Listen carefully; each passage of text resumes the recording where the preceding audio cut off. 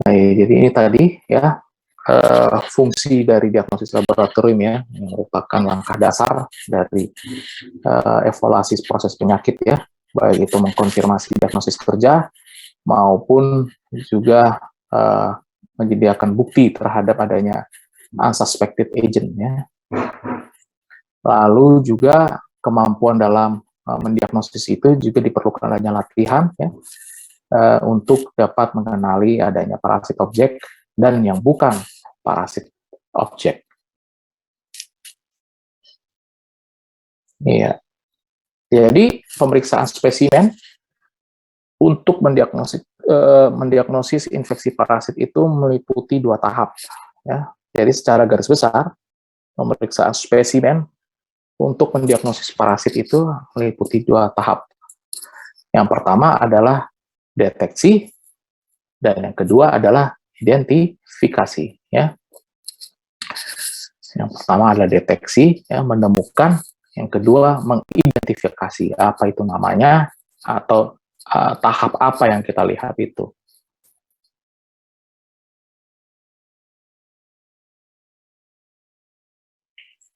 Ya, deteksi itu membutuhkan suatu skill ya untuk melakukan serangkaian prosedur ya yang efektif untuk dapat memperlihatkan ya atau menemukan parasit. Ya, baik itu yang dilihat secara langsung, bisa dilihat secara langsung atau lewat perbesaran mikroskop ya, magnification. Jadi deteksi itu adalah suatu skill yang dibutuhkan untuk melakukan prosedur yang efektif untuk dapat memperlihatkan parasit, untuk dapat dilihat secara langsung atau lewat perbesaran.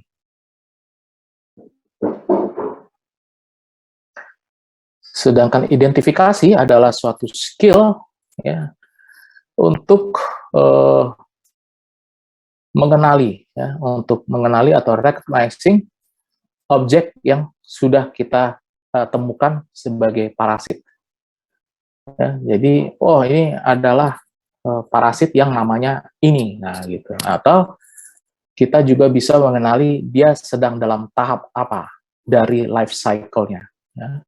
Nanti oleh dosen-dosen yang lain ya, dari parasit, Dr. Endi, Prof. Depari, dan dari Dr. Marlina nanti dijelaskan bahwa parasit itu mempunyai life cycle atau siklus perkembangan ya.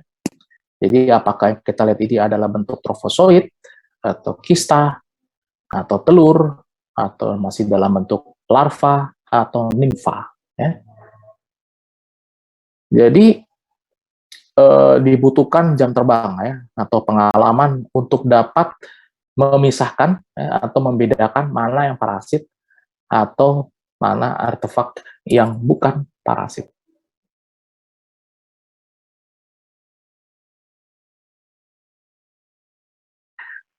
Karena untuk yang sudah sering bekerja di laboratorium pun, yang sudah dilatih dengan jam terbang yang sudah cukup, ya, tapi dengan pengalaman yang mungkin terbatas, ya, itu biasanya masih bisa menyimpulkan adanya suatu hasil yang positif palsu, ya. Dikatakan ada parasit, ya, padahal enggak, ya.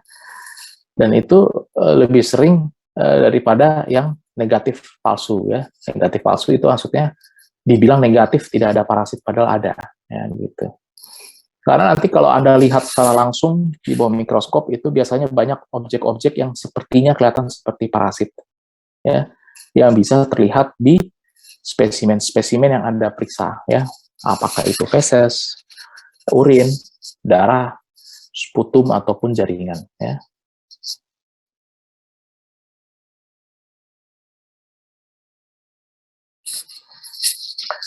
Pemeriksaan ya, tanah, ya, sampel tanah atau spesimen tinja yang terkontaminasi dengan tanah atau air itu juga biasanya sulit ya, karena di situ nanti bisa ditemukan juga organisme-organisme yang sebenarnya bukan parasit ya, yang free living. Dan ditemukan kista-kista yang lain, sehingga bisa menyerupai, ya, bisa memberikan suatu kemiripan dengan yang spesies yang parasit, ya. Jadi spesimen yang terkontaminasi dengan outside material pun itu juga bisa membuat suatu hasil yang positif palsu atau yang negatif palsu, ya, karena bisa tercampur dengan spesies lain yang bukan parasit.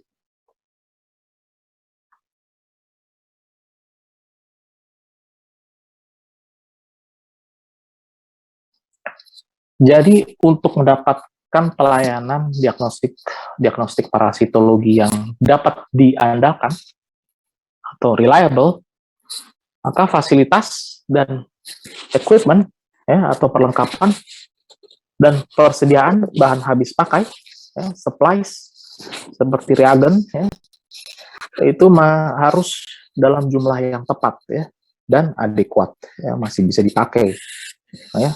Yang masih umurnya masih belum lama, jangan yang sudah terlalu tua.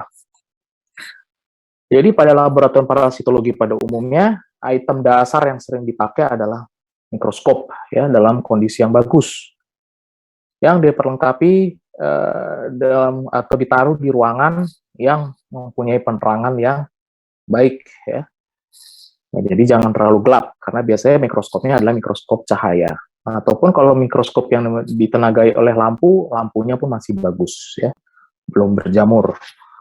Dan lensanya pun harus jernih, ya, dan bersih. Jadi selain clear, harus clean.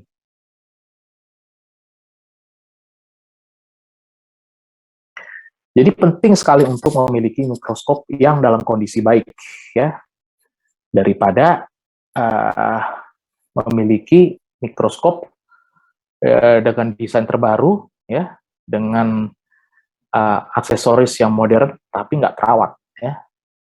Jadi sederhana tapi terawat itu masih lebih bagus, ya. Lalu biasanya disertai dengan aksesoris yang lain seperti ocular micrometer, ya. Lalu alat-alat untuk melakukan kalibrasi mikroskop. Lalu juga bisa ditambah lagi dengan adanya perlengkapan lain seperti centrifuge, incubator, lalu oven pengering, lalu alat untuk mensterilkan peralatan kaca dan logam.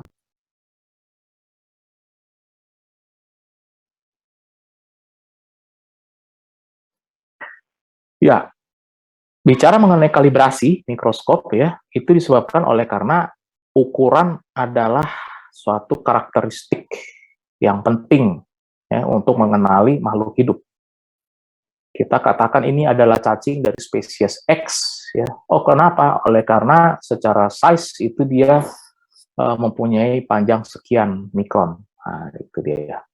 Kita katakan dia dari spesies Y, oleh karena dia itu memiliki size atau panjang yang berukuran berapa milimeter, ya. Jadi size adalah suatu karakteristik, ya, atau penanda yang penting untuk makhluk hidup lainnya, ya. Oleh karena mikroskop ini mempunyai kemampuan untuk memperbesar ukuran objek, ya. Oleh karena adanya kombinasi dari lensa okular dan objektif, maka memang sangat sulit biasanya, ya, sangat sulit untuk mikroskopis untuk melihat ini dia sebenarnya ukurannya berapa, ya. Jadi biasanya pada mikroskop ini ditaruh ada suatu reader, ya, untuk melihat ini ukuran yang sedang kita lihat ini berapa sebenarnya panjangnya.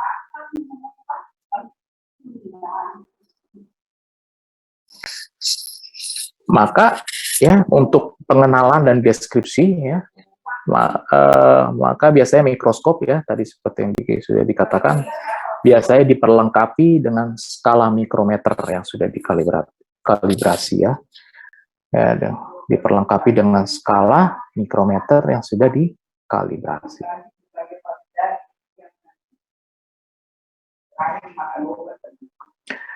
Jadi kita masuk ke pemeriksaan tinja ya sebagai spesimen yang paling sering ya diperiksa di parasitologi oleh karena banyak parasit yang menyerang saluran cerna. Jadi biasanya pemeriksaan tinja atau fecal examination itu meliputi proses pengenalan dan pencatatan elemen-elemen yang terdapat di dalam tinja ya. Misalnya pencatatan adanya bau ya, bau tinja yang patologis ya, yang tidak seperti bau yang biasanya, atau pencatatan terhadap warna ya, apakah coklat ataukah hitam ataukah seperti lempung ya. Lalu juga elemen-elemen yang tidak biasa ditemukan di dalam tinja ya, lalu tapi ditemukan ya, seperti darah ya, atau eksudat selular, atau adanya fragmen atau pecahan jaringan, atau bisa ditemukan kristal sarcoidem, atau makanan yang belum dicerna ya, atau juga bisa ditemukan residu ya, sisa-sisa dari obat-obatan yang sudah diminum ya, misalnya minyak mineral, bismuth ya, iron, magnesium, atau barium.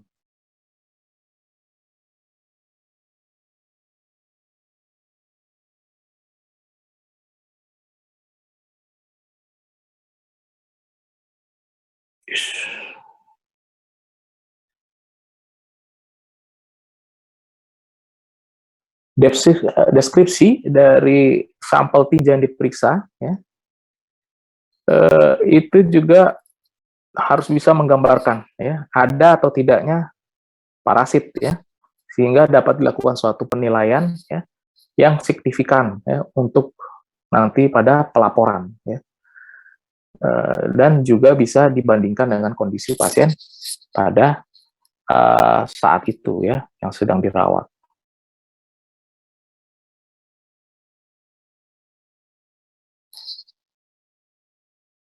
Nah, spesimen tinja ya, atau stool specimen atau fecal specimen itu biasanya dideskripsikan dengan tiga kualitas atau tiga kategori, yaitu konsistensinya, secara lalu warnanya, lalu elemen apa yang ditemukan.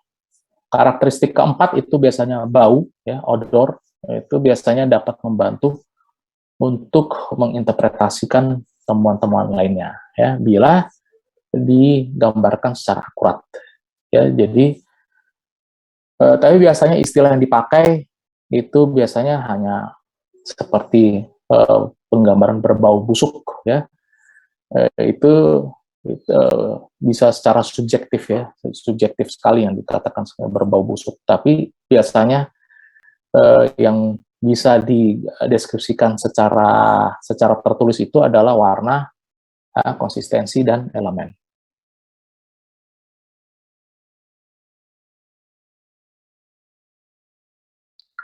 Pengambilan spesimen ya, itu biasanya spesimen disimpan di dalam penyimpanan atau kontainer yang bersih.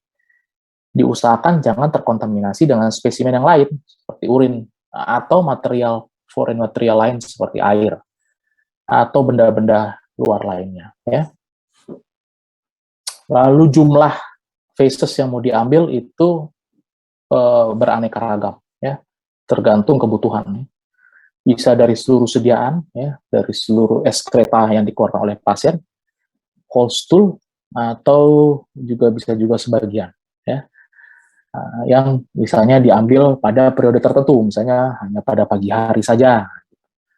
Dengan berat ya, bisa dari beberapa miligram ya, atau bisa juga setelah melakukan pemeriksaan rectal touche atau pada colok dubur, itu bisa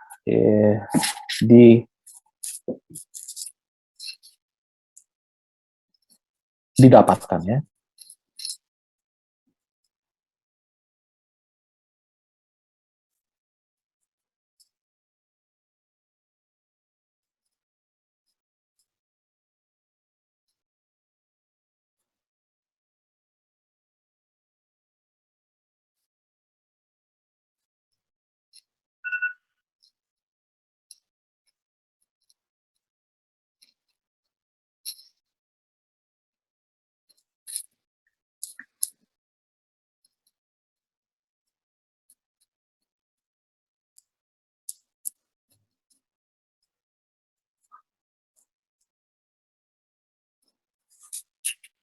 Nih, masih bisa saya lanjutkan?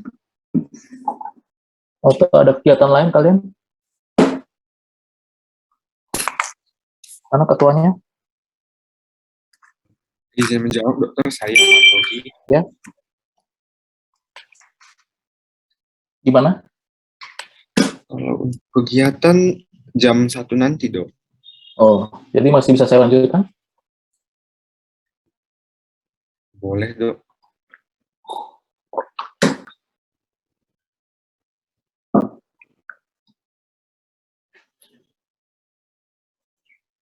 Ya, untuk pemeriksaan mikroskopik rutin,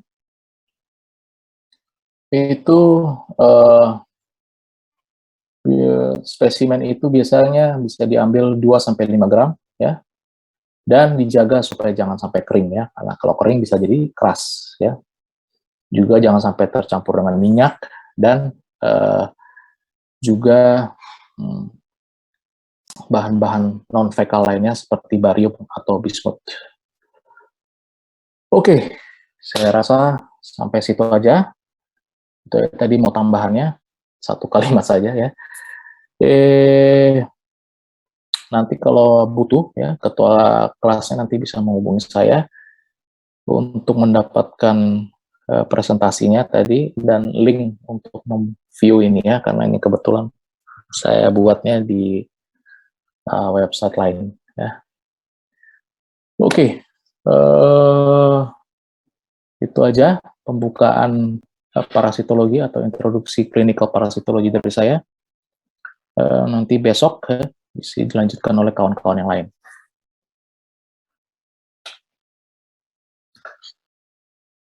Oke, ada pertanyaan sampai sini?